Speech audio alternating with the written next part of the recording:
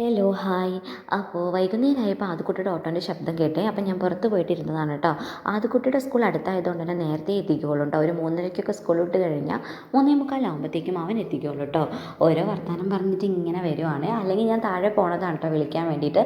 ഇന്ന് ഞാൻ താഴെ ഓട്ടോൻ്റെ ശബ്ദം കേട്ട് പുറത്തിറങ്ങുമ്പോഴത്തേക്കും അവനിങ്ങ് മേലെ എത്തിയിട്ടുണ്ട് കേട്ടോ. അപ്പം നേരെ പോണത് എങ്ങനെയാണെന്ന് വെച്ചാൽ അടുക്കളയ്ക്കാണ്. എന്തെങ്കിലും ഉണ്ടാക്കിയിട്ടുണ്ടോ കഴിക്കാമെന്നറിയാൻ വേണ്ടി പോവാണ് കേട്ടോ. ഇന്ന് എന്തായാലും ഞാൻ കൊള്ളിയാണ് ഉണ്ടാക്കിയിരിക്കുന്നത്. അവന് തീരെ ഇഷ്ടപ്പെടാത്തൊരു സാധനമാണ് കേട്ടോ. ഒരു കഷ്ണമൊക്കെ കഴിച്ചാലായി, അത്രയേ ഉള്ളേ. ഇത് ഞങ്ങൾ നാട്ടിൽ നിന്ന് വരുമ്പോൾ കൊണ്ടുവന്നതാണ് കേട്ടോ കൊള്ളി.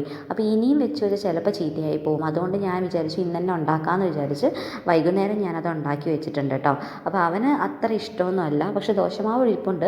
അതുകൊണ്ട് ദോശ ഉണ്ടാക്കാമെന്ന് പറഞ്ഞപ്പോൾ അവൻ ഓക്കെ പറഞ്ഞു കേട്ടോ. അത് കഴിഞ്ഞിട്ട് ഞാൻ ഈ കൊള്ളിക്ക് വേണ്ട ചമ്മന്തി അരയ്ക്കുവാണേ. ഇനി കഴിക്കുവാണെങ്കിൽ കഴിച്ചോട്ടെ എന്ന് പറഞ്ഞിട്ട് ഞാനൊരു മുളക് ഇട്ടിട്ടുള്ളൂ കേട്ടോ. നമ്മൾ കാന്താരി വീട്ടിൽ നിന്ന് കൊണ്ടുവന്നാണ്. അപ്പോൾ കാന്താരിയൊക്കെ ഇട്ടിട്ട് ചമ്മന്തി അരയ്ക്കാൻ പോവാണ് കേട്ടോ. അപ്പോൾ അവൻ ഇതൊക്കെ കാണാനൊക്കെ ഇഷ്ടമാണ്, ഭയങ്കര ഇഷ്ടമാണ്. അപ്പോൾ അവൻ യൂണിഫോം ഒന്നും മാറ്റിയിട്ടില്ല, എൻ്റെ കൂടെ ഇങ്ങനെ നടക്കുകയാണ് കേട്ടോ.